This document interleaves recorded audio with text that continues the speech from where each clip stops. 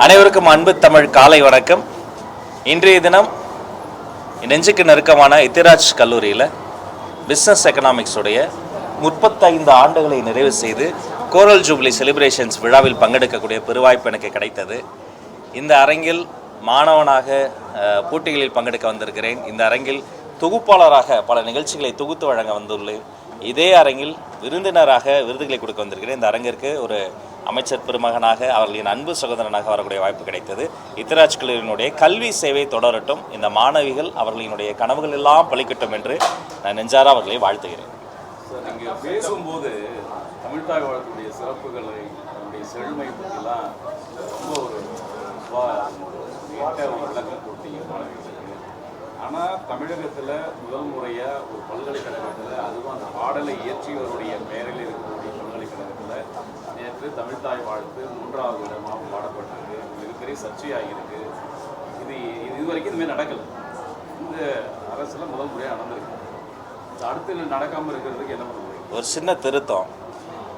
அண்ணாமலை பல்கலைக்கழகத்தினுடைய 85வது கான்வெகேஷன் விழா நினைக்கிறேன். அன்றைய தினம் ஆனரபிள் மினிஸ்டர் பொன்முடி அந்த மேடையில் இருந்தார். நினைவு சரியாக இருக்கும்னா 85 நினைக்கிறேன். அப்போது தமிழ்தாய் வாழ்த்து பின்னால் தான் பாடப்பட்டது. இது ஏதோ நீங்கள் முதல் முறையாக வரலாற்றிலே முதல் முறையாக நடப்பதாக நீங்கள் சொன்னீங்க. அது மட்டும் திருத்தம். தமிழ்நாடு அரசும் தமிழக வெற்றி கழகமும் தமிழ்தாய் வாழ்த்துக்குத்தான் எப்போதும் முதன்மை, அதுதான் அவர்களினுடைய நிலைப்பாடு என்பதை மீண்டும் தெளிவாக நான் மேடையிலே கூட அதான் சொன்னேன். கவர்னர் அவர் கலந்து கொள்ளக்கூடிய ஃபங்க்ஷனில் அவர் ஒரு விஷயம் வச்சுருக்கலாம். பட் எங்களை பொறுத்த வரைக்கும் அன்றும் இன்றும் என்றும் தமிழ்தாய் வாழ்த்துக்கு மட்டும்தான் முதலிடம். தமிழ்தாய் வாழ்த்தோடு தான் எங்களுடைய நிகழ்ச்சி தொடங்கும் என்பதை தெளிவுபடுத்தி எதிர்கட்சிகள்லாம் அதை போய் கிரிட்டிசைஸ் பண்ணியிருக்கிறாங்க. மத்திய அரசு அவங்களுடைய நடவடிக்கைகள் எல்லாம் பாவேக அரசு பணிஞ்சு போகுது, இடம் கொடுக்குறது அப்படிங்கிற மாதிரி கருத்துக்கள்லாம் முன்வைக்கிறாங்க. ஒருபோதும் இல்லை. நான் ஒரு எடுத்துக்காட்டுக்கு அண்ணாமலை பல்கலைக்கழகத்தினுடைய விவகாரம் சொல்லியிருக்கிறேன். மாண்புமிகு முன்னாள் முதலமைச்சர் திரு மு.க. ஸ்டாலின் அவர்கள் கவர்னர் மாளிகையில் ஒரு விழாவில் பங்கெடுத்தார். தேர்தலுக்கு சில மாதங்கள் முன்பு நடைபெற்ற அந்த விழாவில் அவர் இருக்கும்போதே, அன்றைக்கி அவர் சீஃப் மினிஸ்டர், அவர் இருக்கும்போதே தமிழ்தாய் வாழ்த்தை பின்னால் தான் பாடினார்கள்.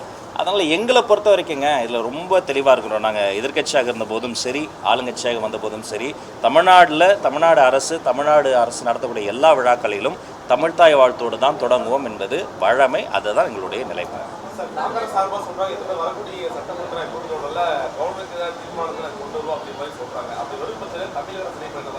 இல்லை, காங்கிரஸினுடைய நிலைப்பாடு காங்கிரஸ் தோழர்கள் தான் சொல்லணும்.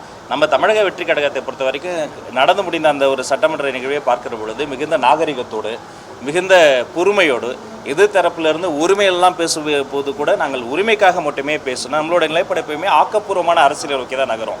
ஏதாவது பிரச்சனைகள் இருந்தால் கூட அதில் பேசி சரி செய்து அதை நோக்கி தான் நம்ம கொண்டு போவோம். சட்டமன்றத்தை பொறுத்த வரைக்கும் மக்கள் பணி செய்வதற்காக, பல சட்டங்களை ஏற்றுவதற்காக, பல முக்கிய தீர்மானங்களை கொண்டு வருவதற்காக தமிழக வெற்றி கழகத்தினுடைய மாண்புமிகு முதல்வர் அவர்களினுடைய ஆலோசனைப்படி, அறிவுறுத்தலின்படி தமிழக வெற்றி கழகத்தினுடைய மதிப்பிற்குரிய சட்டமன்ற உறுப்பினர்கள் மிக தீவிரமாக தயாராகி கொண்டிருக்கிறார்கள்.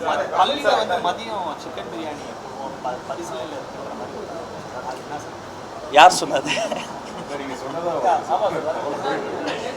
இல்லை, மாண்புமிகு முதல்வர் அவர்கள்கிட்ட பல கோரிக்கைகளை நான் முன்வைத்து இருக்கிறேன். அதில் அந்த கோரிக்கைகளை முன்வைத்து அதற்கான தரவுகளையும் கொடுத்துருக்கிறேன். நம்முடைய பள்ளிக்கூட குழந்தைகள், அரசு பள்ளிகளினுடைய அந்த சீருடைகளை எப்படி மேம்படுத்தலாம், இந்த காலை உணவு கிட்டத்தட்ட சற்றப்போ ஒரு மாணவனுக்கு 11 ரூபா 50 பைசா தான் தராங்க சற்றப்போ. அது இன்றைக்கி ஒரு மேகி பாக்கெட்டே 10 ரூபா கிட்டத்தட்ட விற்கிது. அதுக்கப்புறமேட்டு உப்புமா, கோதுமை உப்புமா, ரவை உப்புமா, இந்த உப்புமாலேருந்து என்றைக்கு எங்கள் குழந்தைகள் விடுதலை கிடைக்க போகுதுன்னு தெரில. அதனால் அந்த காலை உணவை ஊட்டச்சத்து நிறைந்ததாகவும் அறுசுவை நிறைந்ததாகவும் எப்படி மாற்றலாம். அதே மாதிரி எல்லாரும் நீதி கட்சி உணவு கொண்டு வந்தது, காமராஜர் ஆட்சி அது மதிய உணவு ஆக்கியது, கலைஞர் ஐயா அவர்கள் இதில் முட்டை கொண்டு வந்தார், புரட்சித் தலைவர் அந்த சத்துணவை மாற்றினார், அம்மா அவர்கள் வாரந்தோறும் முட்டை கொண்டு வந்தாங்க, பல மாற்றங்கள் நிகழ்ந்தது. அது மாதிரி எனக்கு ஒரு ஆசை இருந்தது, அது மாதிரி வாரத்திற்கு ஒரு முறை சிக்கன் பிரியாணி போடலாமே என்ற ஒரு கோரிக்கையை முன்வைத்திருக்கிறேன். அது பல துறைகள் சம்பந்தப்பட்டது. மாண்புமிகு முதல்வர் அவர்கள் அதை குறித்து பரிசீலனை செய்வதாக கூறியிருக்கிறார்.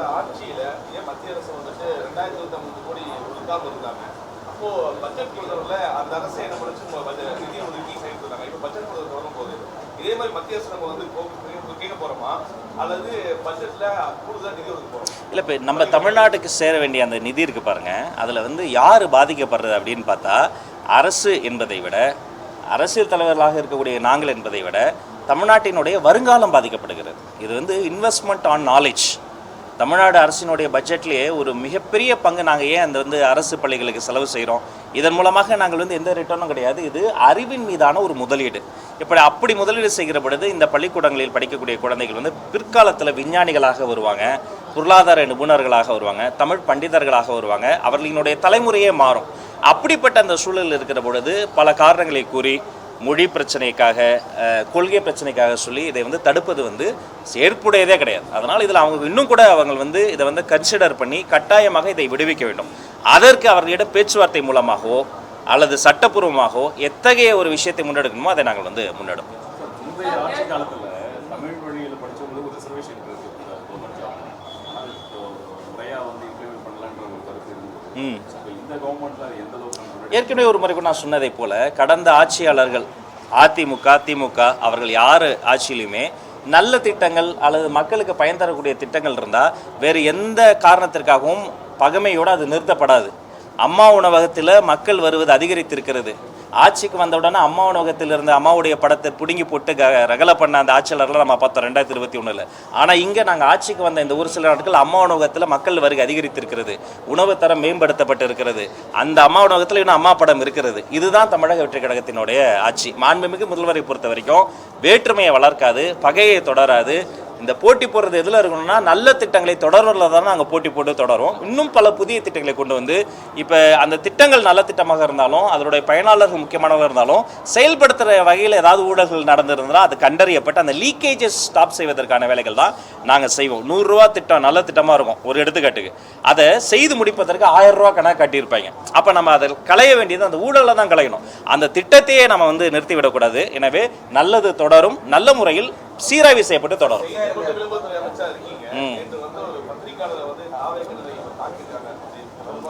அதெல்லாம் ஏற்புடையதே அல்ல. அவர்கள் மீது நடவடிக்கையை வந்து அது சீராய்வு செய்து நம்முடைய மதிப்பிற்குரிய பொதுச் செயலாளர் அவர்கள் தலைமையில் சீராய்வு செய்து உண்மைத்தன்மையை அறிந்து நாங்கள் வந்து செயல்படுவோம். எந்த பத்திரிகையாளராக இருந்தாலுமே எந்த கட்சியாக இருந்தாலுமே அவர்கள் மூலமாக தான் இந்த உலகத்தை இணைக்கக்கூடிய உறவு பாலம். அவர்கள் மீது சுடுசொல் வீசுவதோ எதிர்வினை ஆற்றுவதோ கருத்தை கருத்தால் தான் எதிர்கொள்ள வேண்டும். இந்த விஷயத்திலையும் உண்மைத்தன்மை ஆராய்ந்து தக்க நடவடிக்கை எடுக்கப்படும்.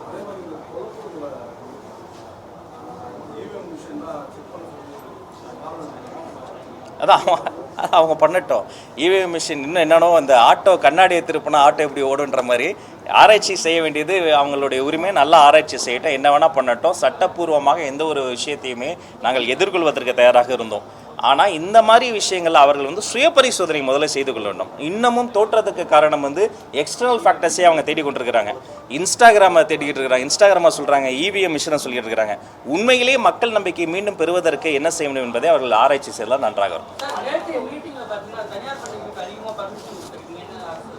இல்லை, அது தெளிவுபடுத்துகிறேன். அது என்னன்னா, தனியார் பள்ளிகள் 3 ஆண்டுகளுக்கு ஒரு முறை எல்லா தரச்சான்றும் இருந்தும் கூட சம்பந்தமே இல்லாமல் பார்ட்டி ஃபண்டுன்னு 25 லட்சம் 30 லட்சம் 40 லட்சம் வாங்குவதை மட்டும்தான் தடுத்துருக்கிறோம். சர்டிஃபிகேட்ஸ் இருந்தால் தான் ரெனவல் லைசன்ஸ். சம்பந்தம் இல்லாமல் இதுக்கு பார்ட்டிக்கு ஃபண்டு, மினிஸ்டருக்கு ஃபண்டு, சிஎம்க்கு ஃபண்டு, அந்த லஞ்சத்தை மட்டும்தான் ஒழித்திருக்கிறோம். ஆனால் அவர்களிடம் தரச்சான்றோ இன்ஸ்பெக்ஷன் போன இடத்துல அவர்களிடம் சரியான இன்ஃப்ராஸ்ட்ரக்சர் இல்லைன்னா எத்தனை கோடி கொடுத்தாலும் கண்டிப்பாக அவர்களுக்கு ரெனோவலோ லைசன்ஸோ தரமாட்டோம். எங்களுடைய ப்ரையாரிட்டி அரசு பள்ளிகள் தான். அரசு பள்ளிகளும் அரசு குழந்தைகளும் இப்போ வந்து அரசு பள்ளிகளை பார்க்கிற பொழுது தனியார் பள்ளிகளை ஒப்புமை செய்கிற போது தனியார் பள்ளிகள் வந்து மெயின் ரோட்லேயே வச்சுருப்பாங்க, நல்லா பைபாஸ்லேயே கூட வச்சுருப்பாங்க. அதனால் அங்கே வந்து என்ரோல்மெண்ட் ரேஷியோ கூட அதிகமாக காட்டுவாங்க. ஒரு 10 குழந்தைங்க படிக்கலைன்னா அந்த செக்ஷனே ஒன்றா சேர்த்துருவாங்க. ஆனால் அரசு பள்ளிகள் அப்படி கிடையாது. குக்கிராமத்தில் வச்சுருக்குறோம். ஒரு அரசு பள்ளியை கூட நான் மூட அனுமதிக்க மாட்டேன். இன்னும் பொட்டல் காட்டில் வச்சுருப்போம். அவங்களுக்கு சரியான சாலை வசதி இல்லாத கூடல ஒரு 10 குடும்பம் இருந்தால் கூட அங்கே ஒரு சின்ன ஸ்கூல் இருக்கும், ஒரு துவக்கப்பள்ளி இருக்கும், பழங்குடி மக்களுக்காக ஒரு பள்ளிக்கூடம் இருக்கும். அங்கே வந்து குழந்தைகள் சேரலன்னா வீட்டுக்கே போய் வாங்க உங்களுக்கு நாங்கள் உதவி பண்ணுறோம் சேருங்கன்னு சொல்லி மீண்டும் ஒரு 10 குழந்தைங்க அந்த இடத்துக்கு வந்துட்டான்னு அந்த பள்ளி இயங்கும். Difference between private schools and நம்மளுடைய கவர்மெண்ட் ஸ்கூல்ஸ் இதுதான். அப்படி இருக்கின்ற பொழுது இந்த அரசு பள்ளிகளில் எந்த வகையிலையும் பெரும்பான்மையாக லஞ்ச லாவண்யம் இல்லை. அதை இயக்குவதற்கு இன்ஃப்ராஸ்ட்ரக்சர் தேவையான மெயின்டெனன்ஸ் தேவையான சப்போர்ட் அப்படியே தொடரும். தனியார் பள்ளிகளில் அவங்க வந்து மெயின் ரோட்டில் ப்ராக்சிமேட்டாக அப்படியே பெரிமீட்டர்லாம் வச்சு எல்லாத்தையுமே பண்ணாலுமே சம்மந்தமே இல்லாமல் அவங்ககிட்ட லஞ்சம் வாங்கிட்டு இருந்தாங்கன்னு வைங்களேன், அந்த பல 100 கோடி நூற்றுக்கணக்கான பள்ளிக்கூடங்கள் வந்து கம்ப்ளைண்ட் பண்ணியிருக்கிறாங்க. அது இடைத்தரகராக செயல்பட்டவர் மீது குண்டாசி போட்டுக்கிறாங்க. இந்த பணத்தையெல்லாம் அவங்க திரும்ப அந்த குழந்தைகள் மீதும் பெற்றோர் மட்டும் தான் கட்டுவாங்க. அப்போ அந்த லஞ்சத்தை மட்டும் தான் ஒழித்திருக்கிறோமே தவிர போகிற வரங்கள்லாம் கூப்பிட்டெல்லாம் நம்ம வந்து அப்படி ஒன்றும் சர்டிஃபிகேஷன் தரால. எங்களுடைய ப்ரையாரிட்டி அரசு பள்ளிகள் தான் தெரிவிப்பது. கல்வியாளர்களுடைய கவலை என்னன்னா, ஒரு பக்கத்தில் நீங்கள் மும்மொழி கொள்கையை ஏற்க முடியாதுங்கிறதுல திட்டவட்டமாக இருக்கீங்க. அட் த சேம் டைம் நிறைய சிபிஎஸ்இ பள்ளிகளுக்கு நீங்கள் என்ஓசி கொடுக்கும்போது அவங்க எல்லாம் ஏதோ ஒரு அரசு பள்ளிகளுக்கு அருகாமையில் தான் துவக்கிறாங்க. அப்படின்னும் போது அது ஸ்ட்ரென்தன் ஆக ஆக கவர்மெண்ட் ஸ்கூல் வீக் ஆகும் அப்படிங்கிற ஒரு கருத்தை முன்வைக்கிறாங்க. ஏன் ஏற்கனவே தமிழகத்தில் ஒரு கிட்டத்தட்ட 45,000 பள்ளிகள் இருக்கும்போது ஏன் இன்னும் தொடர்ந்து புதிய பள்ளிகளுக்கு அனுமதி கொடுத்துக்கிட்டே இருக்கணும்? இந்த 12,000 ரெண்டாவது கேள்வி, நீங்கள் ஏற்கனவே விழாவில் சொன்னது தான், ஃபீஸை குறைக்கணுன்ற ஒரு கோரிக்கை முன் வச்சீங்க. நீங்கள் அவங்ககிட்ட ஒரு ரூபாய் லஞ்சம் வாங்காமல் அரசு வந்து சர்டிஃபிகேட் கொடுக்குதுன்னு நடவடிக்கை எடுக்கிறப்போ அவங்க வந்து ஃபீஸை வந்து இது வரைக்கும் குறைச்சதா ஏதாவது உங்களுக்கு ஏதாவது ஃபீட்பேக் டிபார்ட்மெண்ட் வந்திருக்கா? முதல் கேள்வி, 12,000 சொச்சம் தனியார் பள்ளிக்கூடங்கள் இருக்கின்றன. ஒரு முறைப்படி பள்ளிக்கூடம் தொடங்குவதற்கு அவர்களுக்கு பை ரூல்ஸ் சட்டப்படி அவர்களுடைய உரிமை இருக்கிறது. அதை அவங்க தொடங்கலாம். ஆனால் ஒரு கும்பகோணம் பேரிடர் விபத்து நடந்தது பாருங்கள். அந்த விபத்து ஒரு தனியார் பள்ளிக்கூடத்தில் எப்படி நடந்தது? ஒரு உணவு கூட இருக்குது, மேலே ஒரு மொட்டை மாடியில் ஒரு கொட்டகை போட்டிருக்காங்க. அதுக்கு எப்படி பர்மிஷன் கொடுத்தாங்க? யாரோ சில அதிகாரிகள் ஏதோ சில 100 ரூபாய்க்கு அப்படி அனுமதி வாங்கி கொடுத்ததால, காசை வாங்கிட்டு கொடுத்ததால அதோடைய பின்விளைவுகள் என்ன? செயின் ரியாக்ஷன் நடந்தது. 80 சொச்சம் குழந்தைகள் கருகி செத்து போனாங்க. அதில் தப்பிய ஒரு விக்டிம் என்னை பார்க்க வந்தாங்க. அந்த தங்கச்சி என்னை பார்த்து கை கொடுத்து இப்போ என்னம்மா பண்ணுறீங்கன்னப்பா அவங்க சொன்னாங்க, நான் சப் கலெக்டர் ஆகிட்டேனா அப்படின்னேன். சொல்லும்போது சிலிர்க்கிறது, என் கண்கள் கலங்கியது. கைப்பிடித்து அந்த குழந்தையை கூப்பிட்டு போய் முக்கியமான லீடர்ஸ் முன்னாடி உட்கார வச்சுருங்க. யார் தெரியுமா? கும்பகோணத்தில் இது மாதிரி ஒரு ப்ரைவேட் ஸ்கூலில் நடந்த ஒரு பேரிடர்லேருந்து தப்பித்த ஒரு குழந்தை. அப்போ எத்தனை குழந்தைங்க இது மாதிரி எத்தனை கலெக்டர் செத்து போயிருக்கோம்? அப்போ நம்ம இந்த ஸ்கூல் எஜுகேஷனில் அரசு பள்ளியோ தனியார் பள்ளியோ லஞ்சத்தை முதல்ல கட் பண்ணணும். எந்த வகையிலையும் நம்ம யாருக்கிட்டையும் லஞ்சம் வாங்கிட்டு கூடாது. கடைசியில் அஃபெக்ட் ஆக போகிறது யார்?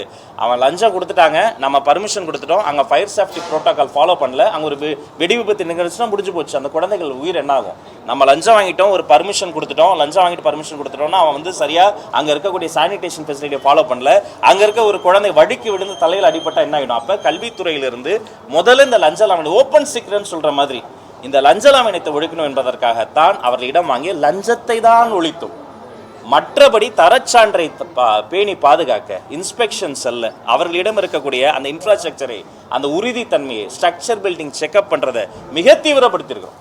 இதை மீண்டும் மீண்டும் தெளிவுபடுத்துகிறேன். அப்புறம் ரெண்டாவது கேள்வி வந்து இது மாதிரி சொல்லுங்கள். இந்த மாதிரி இப்படி பண்ணுறதின் மூலமாக அவர்களுக்கு நம்ம எந்த அனுகூலமும் பண்ணல.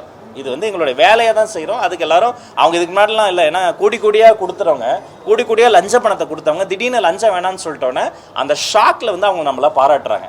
ஆனால் பதிலுக்கு நம்ம என்ன சொல்கிறோன்னா, ஃபீஸை குறைங்க. எதன்படி? இதை வந்து சட்டப்படி நம்ம சொல்ல முடியுமா? கவர்மெண்ட்டுக்குன்னு ஒரு ஸ்ட்ரக்சர் இருக்குது. ப்ரைவேட் ஸ்கூலுக்கு இதை தான் ஃபாலோ பண்ணணும், இதே ஃபாலோ பண்ணுங்கன்னு முதல்ல அவங்ககிட்ட நான் அதை வந்து டிமாண்டாக கூட சொல்லலை. முதல்ல அன்பொழுக ஆலோசனையாக கேட்டேன், கோரிக்கையாக கேட்டேன், அதன் பிறகு உரிமையாக சொன்னேன். இதன் பிறகும் அவர்கள் வந்து போதுமான அளவுக்கு எனக்கு ஃபீட்பேக் வரலை. அப்போ என்ன பண்ண போகிறேன்னா, இந்த கவர்மெண்ட் நிர்ணயித்த ப்ரைவேட் ஸ்கூலுக்கான அந்த ஃபீஸ் ரெகுலேஷன் கமிட்டி இருக்க பாருங்கள், அதை ரீகான்ஸ்டியூட் பண்ண போகிறேன். அதை மீண்டும் கட்டமைத்து இதற்கென்று கமிட்டி போட போகிறேன். இவ்வளவு தான் ஃபீஸ் என்பதை டிரான்ஸ்பரண்ட்டாக போடணும், இவ்வளவு தான் ஃபீஸ் வாங்கணும். அதை தாண்டி நீங்கள் எக்ஸ்ட்ரா எதுக்காவது ஃபீஸ் வாங்கினீங்கன்னு சொன்னால் அதையும் இந்த டிரான்ஸ்பரண்ட்டாக போடணும்னு சொல்கிறதுடைய நோக்கம் அதுதான்.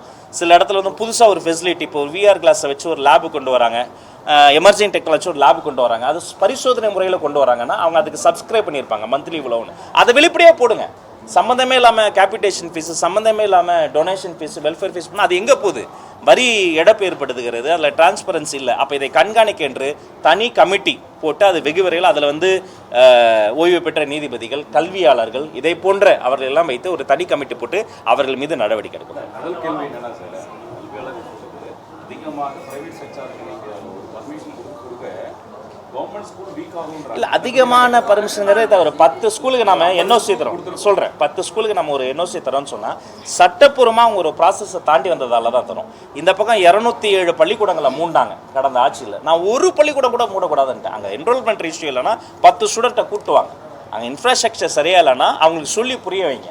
தனியார் பள்ளிக்கூடங்களுக்கு இணையாக நம்ம இன்ஃப்ராஸ்ட்ரக்சரை பேணி பாதுகாக்க மெயின்டெனன்ஸ் செய்ய தான் பல கோடி ரூபாய் செலவு செய்து முயற்சி பண்ணுறோம். ஆனால் அவர்கள் ஒருபோதும் அது பக்கத்தில் வந்து வந்துடக்கூடாது என்பதில் ரொம்ப தெளிவாக இருக்கிறோம். ஒரு தனியார் பள்ளிக்கூடம் பக்கத்திலே ஒரு அரசு பள்ளிக்கூடம் அப்படிலாம் வர முடியாது. இன்னும் சொல்லப்போனால் ஆர்டி சட்டம் கொண்டு வரப்பட்டு இந்த ரைட் டு எஜுகேஷன் மூலமாக அந்த வீட்டுக்கு பக்கத்திலே 1 கிலோமீட்டர் 1.5 கிலோமீட்டர் வீட்டுக்கு பக்கத்தில் இருக்கக்கூடிய குழந்தைக்கு ஆக்சஸ் டு எஜுகேஷன் ஈஸியாக இருந்தால் மட்டும் தான் அங்கே அனுப்புகிறோம்.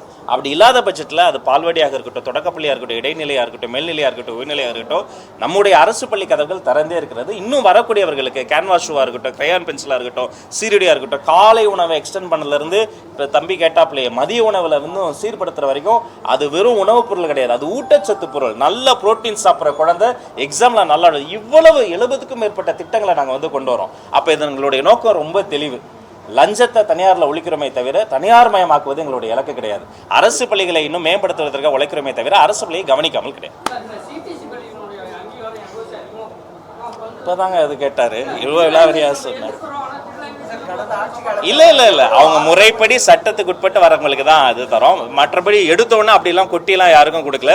பல ஆண்டுகளாக அந்த ட்ரையலில் வந்தவங்களுக்கு தான் அந்த சட்டத்துக்கு உட்பட்டு தானே. 207 பள்ளிக்கூடங்கள் சற்றப்போ மூடப்பட்டது. ஆனால் நம்மளுடைய ஆட்சி காலத்தில் எந்த பள்ளிக்கூடமும் மூடக்கூடாது. அப்படி அங்கே என்ரோல்மெண்ட் ரேஷியோ குறைவாக இருந்தாலும் நம்ம டிஇஓ, சிஇஓ, கலெக்டர் அவங்ககிட்டலாம் special IAS IPS meeting honourable CM தலைமையில் நடந்த போது கூட போய் பாருங்கள். முதல்ல இன்ஃப்ராஸ்ட்ரக்சர் போய் பாருங்கள். அங்கே நம்ம அலோகேட் பண்ண ஃபண்டு அடுத்த மாதம் டாய்லெட் ஃபெசிலிட்டி எப்படி இருக்குது, அடுத்த வருஷம் எப்படி இருக்குன்னு போய் பாருங்கள். அவங்களுக்கு பாதுகாப்பு உணர்வை கொடுங்க. அந்த குழந்தைங்களை போய் பார்த்து மறுபடியும் கொண்டு வாங்கன்னு சொல்லி மதுரைக்கு பக்கத்தில் ஒரு சின்ன கிராமத்தில் மீண்டும் 10 மாணவர்கள் கொண்டு வரப்பட்டு கடந்த வாரம் மீண்டும் ஒரு பள்ளி வந்து இயங்க தொடங்கிருச்சு.